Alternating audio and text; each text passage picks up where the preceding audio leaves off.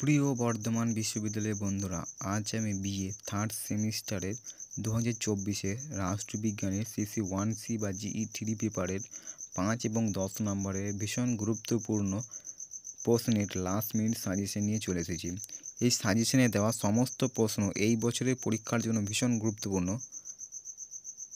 তো চলো, তোমাদের মূল্যবান সময় আর বেশি নষ্ট না করে সাজেশনের দিকে নজর রাখা যাক।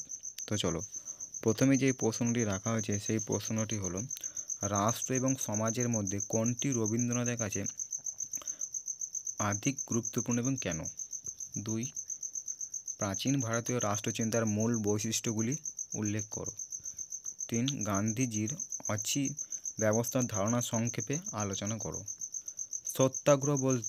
সত্যাগ্রহের মূল নীতিগুলি উল্লেখ করো। স্বামী বিবেকানন্দের জাতীয়তাবাদের 5টি প্রধান চারিত্রিক বৈশিষ্ট্য উল্লেখ করো। 6. মধ্যযুগীয় ভারতের রাষ্ট্রচিন্তার প্রধান বৈশিষ্ট্যগুলি উল্লেখ করো। এবং 7.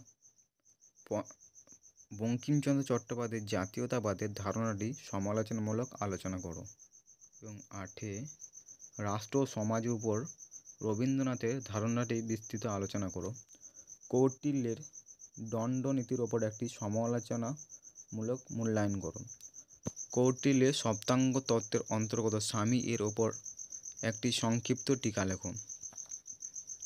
আম্বেদকরের সামাজিক ন্যায় বলতে কী বুঝিয়েছিলেন সেটি আলোচনা করো। এবং শেষ প্রশ্ন, ভারতের জাতীয়তাবাদের অগ্রপথিক হিসেবে বঙ্কিমচন্দ্র চট্টোপাধ্যায়ের অবদান আলোচনা করো। এই প্রশ্নগুলো তোমরা যদি তৈরি করে নিতে পারো, তোমাদের ফাইনাল পরীক্ষাতে অবশ্যই কমন আসবে।